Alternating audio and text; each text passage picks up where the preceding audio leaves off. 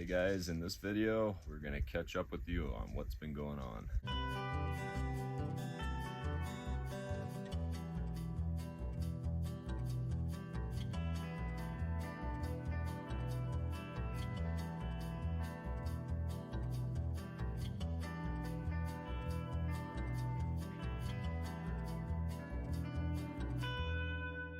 Hey, if you're new to our channel, I am Keri and this is Doug. This year we made a huge decision. We quit our jobs. We sold basically everything that we owned at the moment, including our house, and we left Denver, Colorado area, and we had bought property out here in southeast Arizona where we're homesteading. We moved out here just a few months ago. I guess it's been about 3 months now. And we are building a homestead from the ground up. All right, so to get started, we've been not putting out as many videos this last week because we've had a few events go down. One, Keri was sick and she can explain that to you, and me, I went out to Tennessee to go visit my sister. I was struggling with an ear infection last week and I've been postponing getting to the doctor, and I probably waited too long, but I finally went because Doug was getting ready to leave to go see family, and I think I picked up something at the urgent care and I got really sick, like really bad flu, and I've been very sick for the last week. It was good that Doug was gone because he didn't get it, so he was spared the horrible flu virus that I had. So we've been pretty much I've been laying low the last week and haven't really gotten much done, but yeah, and at the same time, my sister had to go into surgery out in Tennessee, so I had to leave Keri here to heal herself.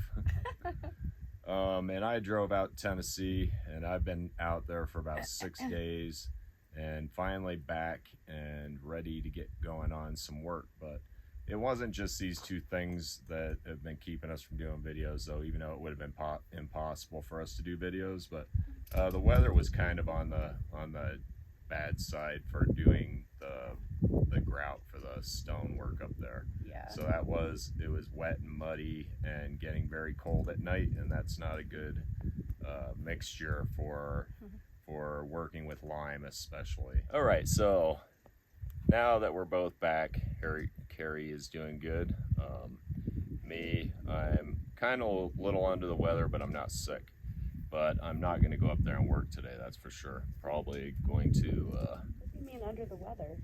Nothing. Just don't feel like... He won't admit if he ever is sick. That's the whole thing. Yeah, so whatever. We're both under quarantine right now. Yeah. We're not seeing anybody. So we, like I said in a previous video, we listen to you guys, we read your comments, and we usually take them all to heart.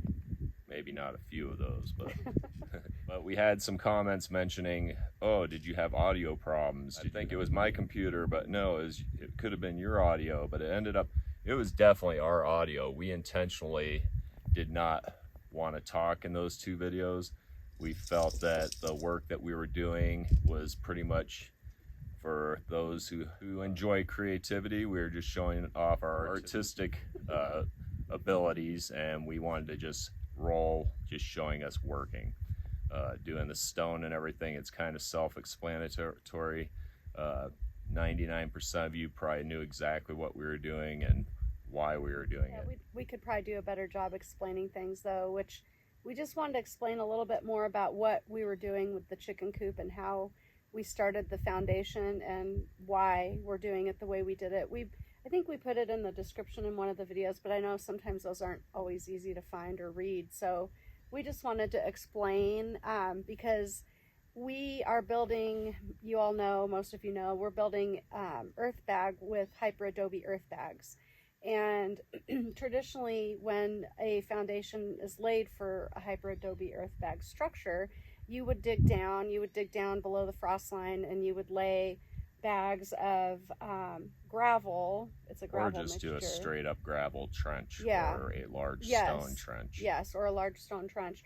Or you can lay the bags in, and it's a foundation essentially, and you build that up. You want to do at least 3 layers of that type of bag or rocks, so something that's non-wicking, and then start your structure from there. So we did not do that on the chicken coop, and we're doing something that we've never seen anybody else do because of our building site restrictions, I guess is the best way to explain that. Yeah, so let's just back up a little bit and say that originally we were going to do our lime foundation, then stack gravel bags of Hyperadobe on top of that, which would be 3 layers traditionally. Yep.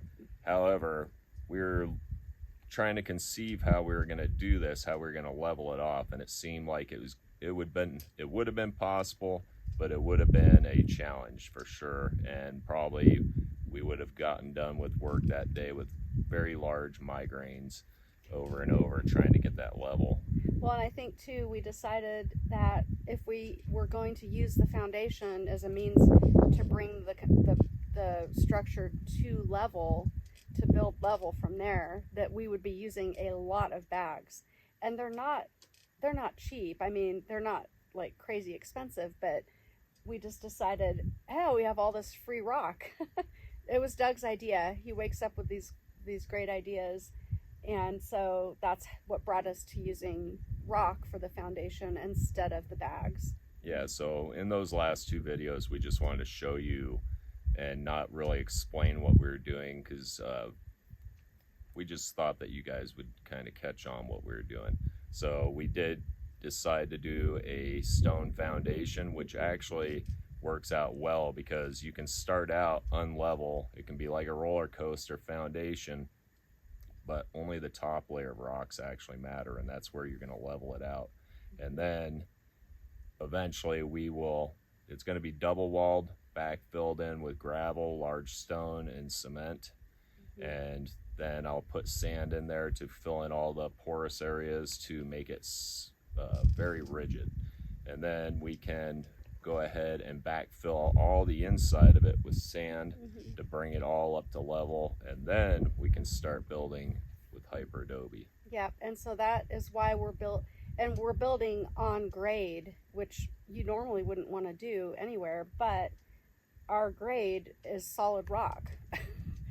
You can't tell, it's hard to tell, I know from the video, but that dirt that's on there, we've kind of brushed it away as we're laying down the bags. It is solid rock underneath, caliche, and I think even bedrock. And so, which is pretty awesome, because Doug, as you had seen in a different video, had driven in some rebar for the foundation, and that'll give it even more stability. So that sucker's not going anywhere. Yeah, and it'll offer a really interesting look when it's all done. It kind of will match our rock gabions that we have in the fence and our gate, and it's just going to be a theme that we'll probably have going throughout the other animal homes and stuff like that we plan on building.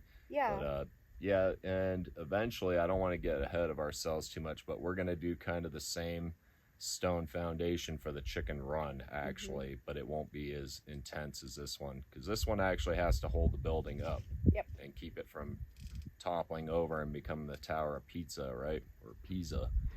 Yep, and it'll have a roof, you know, keep them dry, and then we'll also rain collect off the roof, so it's got to be structurally sound and all that good stuff.